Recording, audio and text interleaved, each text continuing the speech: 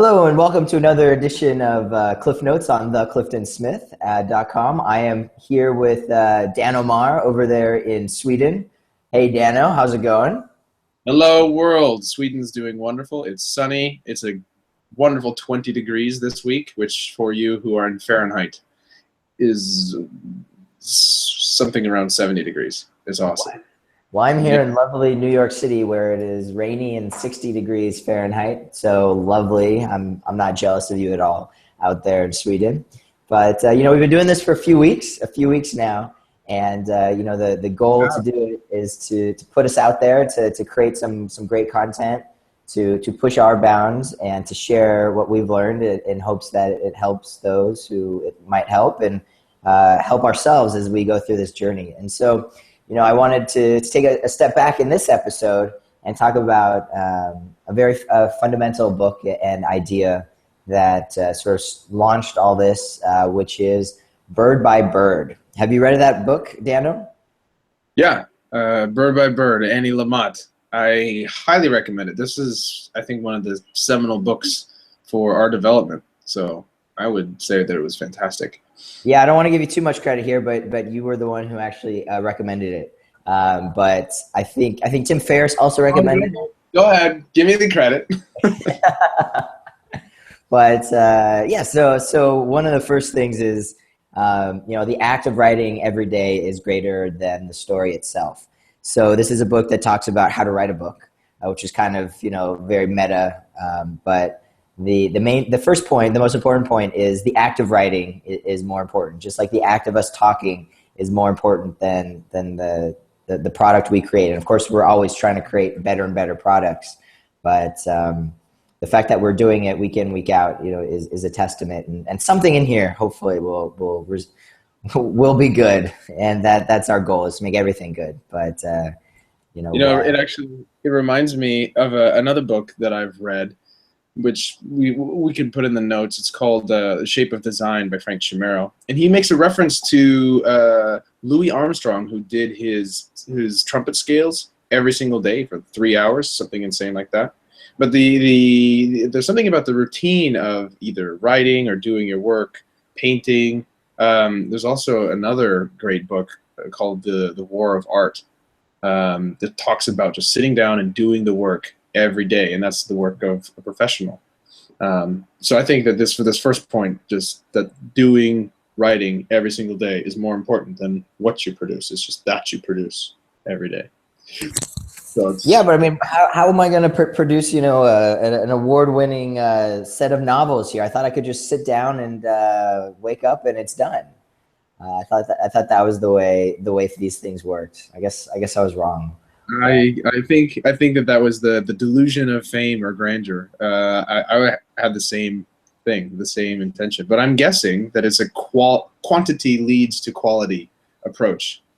I agree. That's the next point, is that the first draft. So I've written. I don't know if I would say it's a novel yet, but I've written a very interesting story in my life that is about my experience as a camp counselor. And when I was writing it, I took her advice when she said that just get everything down. Just it's your dump draft, so to speak. So just keep writing. Don't worry about making it into a perfect draft. That'll come later. But as long as you just get it down, you'll have something. And I guarantee you there was a lot of stuff in there that was a dump. But you were really rigorous in making that happen. I mean, you took like 100 days challenge to really knock out the completion of that first downdraft, right? And I read it. I mean, it's substantial. Like it is complete. It may be just the first draft, but I mean, it's done, and not very many people can say that they've done something like that. Yeah, and that's what you've done too with you drew pictures, right? You painted like once a day for about a year, right? I mean, how did that experience go for you? I think the thing is that it was really transformative in my self-awareness and my understanding and growth as an artist.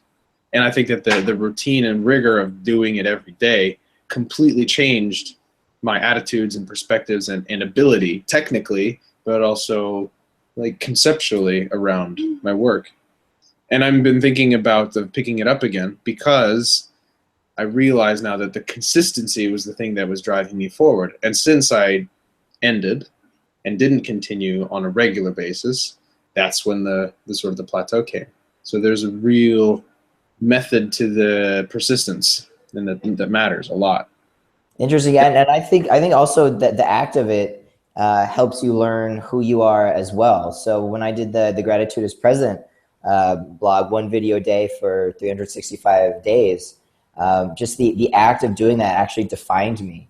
And you know, the act of you being an artist actually defined you, right? I remember there were times where you're like, hey guys, I'm gonna take a break from this and go do my art. And you know, it was something that stuck out, right? Not everyone goes, hey, you know, I'm going to take a break from hanging out to go do art. And it was something that I really respected in you. But, you know, everything's not rosy, right? So talk to me about some of the challenges you faced. I mean, what were some of the hiccups? I know for me personally, it was just sitting down, right? It was like this big burden in my mind that I have to have an hour of my time to write, otherwise I'm not going to write anything, and therefore I kept pushing things off and off and off. You know, that was one of my biggest challenges, was the idea that you can write in as little as 5 minutes. You know, just the fact that you sit there allows you to make something happen, whether it's a lot or a little. It'll build up, and just like running a race, you can't run a marathon, you know, the first day. You have to build up to it. So what were some of the challenges you faced and some of the lessons you learned? Yeah, well, I would say, aside from what you were just talking about, the consistency side, the consistency element, I felt a lot of pressure around the external side, right? Because there could be a lot of people, or only a few people, giving feedback. And for me, I think for a period of time, I spent too much of my energy focusing on all the attention that I was not getting, or the negative attention that I was getting. And it really started to draw energy away from my need to produce work. And instead, what I found is more productive and more helpful for me is to focus on the positive reinforcement, not as a sense of, as a sort of fuel, because when that disappears, and it will, and for me it did, then it all goes to crap. So like doing it just for sort of applause or awards or likes, right. Is that?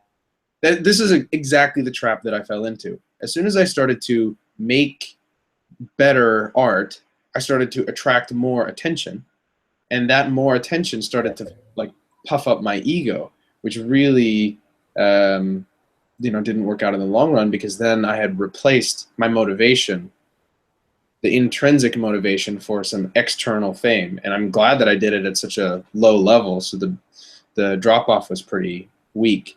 But yeah, it's super important to just recognize the attention for what it is. It's just, people appreciate this, and you can appreciate them back. But for me, to get my own sense of identity wrapped up in whether or not they liked me is not the place to be. To spend more energy focusing on my relationship with the art than just my identity with, you know, whether you call it fame or appreciation from the audience, what have you. And that's a very, you know, difficult thing to grasp if you haven't done it, right? It's something that you could think about and sort of postulate over, but until you're out there and you put your work out there to be judged, you know, going through that thought process and that experience, I think, shapes you and sort of evolves you. I know for me personally, like the writings I did, very similar to sort of your paintings at the beginning, you know, I just kept private and shared with only a select group of people. But then the mind shift of, you know, I'm doing this because this is who I am, and I hope people appreciate it. If they don't appreciate it, that's fine. If it changes someone's life, if it doesn't, you know, I hope so, but I'm doing it because that's who I am. And, you know, that takes me to the next step is, okay, so now, you know, I've written the novel, you've done your painting, the Gratitude is Present is done. You know, what is the next step? You know, once you've sort of accomplished or you've finished a big project, where do you go from there? And so that's do the next one. Do the next one. Get started on the next one, because it never ends. It never ends. So how do you? So So you improve. How do you improve though, right? Do you take a step back? Do you analyze the situation?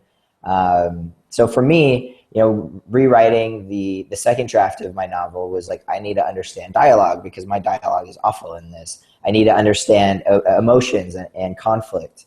So that sort of brought in outside resources. Did you do that? Did you sort of try to improve your skills after the project, during the project? How did you go about making yourself better in this situation? Well, I think speaking, since we're using bird by bird as a reference, the entire act of doing one painting per day was baked into the process of improving every day, because it's just like I could do one now, and then at the end of the day, it's delivered. And tomorrow, it's the new day, it's a new painting. And that's really kind of just the process of learning, is by making short projects that you can deliver on, reflect, take whatever learnings you get from them, and then try to use them for something new in the next try. I think that that's just the process of learning. And so whatever you need to do after you're done with your project and before you start the next one, if it's reflection or planning or whatever, then that's what it takes. But I think the most important thing, and this is self-prescriptive as it is for anybody who's watching, is to get started on the next one and have a time when it is closed and done, when you can, close the book and then look back. And if it needs revision and editing, if it's that kind of artwork, like a book, then great. If it is a painting, maybe it needs to be part of a series, or maybe there's a new series to do or something. But I think it's good to batch them in pieces. Very cool. I really like the nuanced approach to art, right? So for me, my art is writing. For you, your art is painting and drawing. And my question to our audience is what is your art? And how can you apply the framework of bird by bird of, the act of writing, the act of creating every day is greater than the end result. Just sitting down and doing it, whatever that artwork is. We hope to hear from you what that is. And just on a concluding remark here, Dano, I want to leave you with a great quote from Anne Lamott. Lighthouses don't run around looking for boats to save. They just stand there shining. And so I hope that is what this video does for you guys out there. And it definitely is, for me, a nice reminder of why I do this, because this is who I am, and I hope to help as many people. But it is, at the end of the day, I am just a lighthouse trying to shine, and that's what I do. So I hope you enjoyed this week's issue of Clifton Notes. I'm Clifton Smith here at thecliftonsmith.com, and hope you guys join us next week. Have a good one. Bye.